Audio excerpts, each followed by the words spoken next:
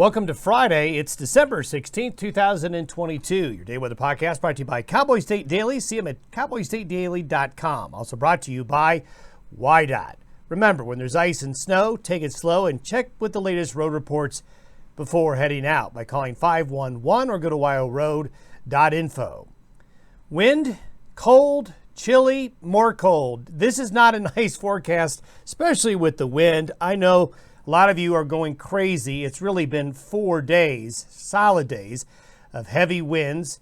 We will see mainly just some mountain snow showers, but blowing and drifting of snow in some areas will continue to be a problem.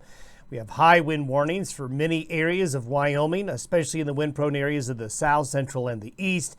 That'll mean cold wind chills and just another blustery, miserable day. Chilly temperatures will remain for the weekend, although there will be a very modest moderation in temperatures, a slight warm up. It won't be much. And then we've got two cold surges. One cold surge comes in early in the week, especially for you folks up into Montana, northern and northeastern Wyoming, and in the Dakotas. And then a bigger push of Arctic air comes in with some snow for some areas late in the week, just before Christmas weekend. Now, it does look like for you folks west of the Continental Divide, you're going to miss the Arctic air. The Continental Divide is going to stop the Arctic surge from going too far west. This is one of these situations where the Arctic air comes out of Canada, but it's not going to be able to go over the divide and onto the western slope. So you're going to avoid the Arctic surge, but if you're east of the Continental Divide, you've got these two cold surges to get through. The stormy pattern we highlighted yesterday for areas across central and eastern Wyoming just ahead of Christmas remains on tap. There's going to be a lot of travel headaches mid to late next week and towards Christmas weekend in many areas of the central and the east. A couple things I wanted to talk about before we get to the forecast. What you're seeing here is an estimate of the snow that fell since Monday, and this was through Wednesday. So this doesn't include the snow that fell yesterday in some areas. So what I wanted to highlight is some of you didn't get much snow. Some of you got a lot of snow. It was kind of feast or famine, and some of the heavier populated areas didn't get a lot of snow. We always talk about, and we did before this storm, about wind direction on the ground is really critical in these snow events on who gets the most snow and who doesn't. So what you can see here, it looks like somebody just kind of threw a paint bomb or just splattered paint on a canvas.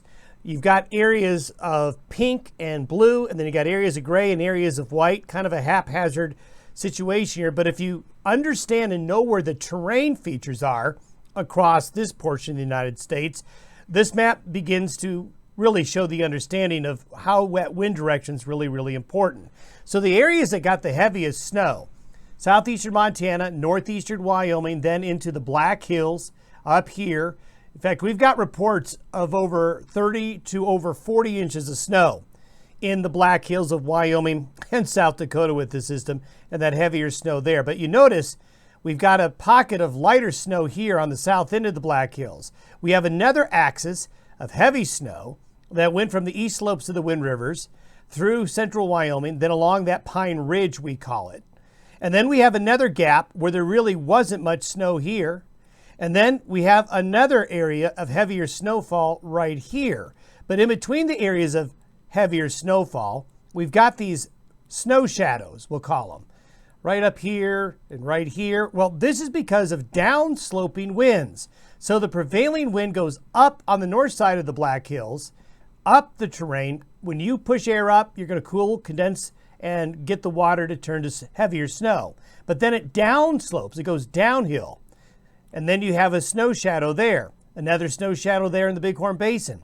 You had a snow shadow go through Platte and parts of Goshen County. So places like Wheatland and areas along and north of Torrington didn't get very much because the air is going downhill from the Pine Ridge. But it's upslope into these areas here and into the Pine Ridge. And then we have this bigger downslope hole that was right here due to the prevailing northwest winds going up the Laramie Range, getting the summit areas some snow, but downsloping into Cheyenne, Fort Collins, and Denver. And then you have another situation right here in the upper Green River Basin there where you're going to get shadowed. So the wind direction is critical If the wind direction was more from the east, you'd see a much different map. And the snowpack has done really well. A lot of the snowpacks are well above average in central and western and southwestern Wyoming. Northwest Colorado snowpack's doing very good. Look at all that blue. Those dark blue areas are snowpacks that are 150% or more above average. As we take a look at the forecast period, we've still got that big low up over Wisconsin this morning. It's just spinning on its heels. It's huge, and you can see it on the satellite loop here, how big this system is. It curls all the way back, and see this flow? That's why it's still so windy and will continue to be windy throughout the course of the day today across portions of Wyoming, northern Colorado, and the western high plains. That storm still reaching its way on back.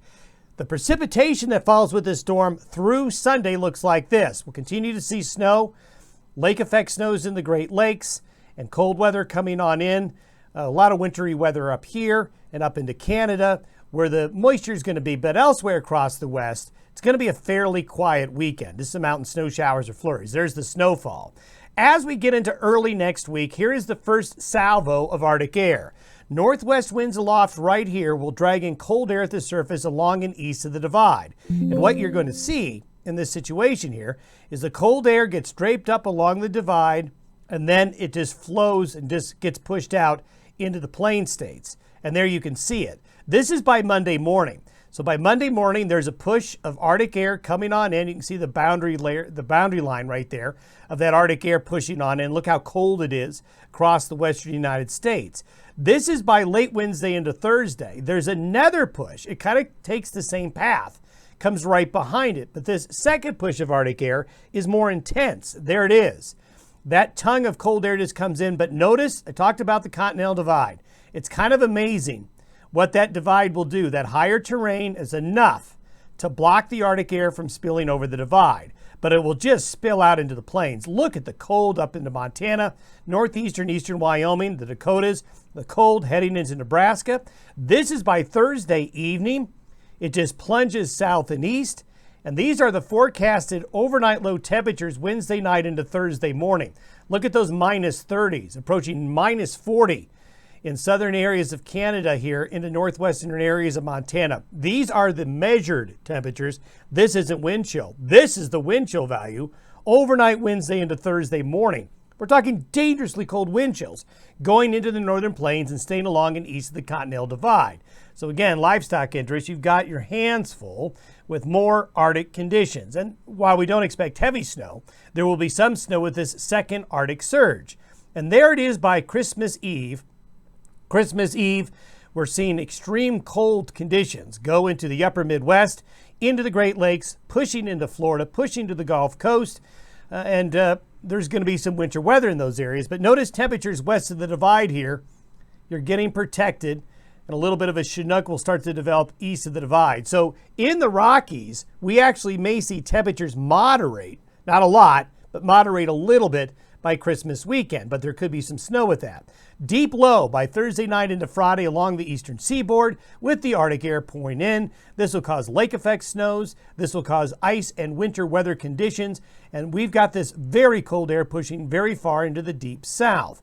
So all as we showed you yesterday, basically this entire area here is going to have some really bad weather late next week and just up to the beginnings of Christmas weekend. And there is the 10-day forecast snowfall across the U.S. So this is the forecasted new snowfall from today through Christmas weekend. So a lot of the U.S. is going to have a white Christmas. See you on Monday.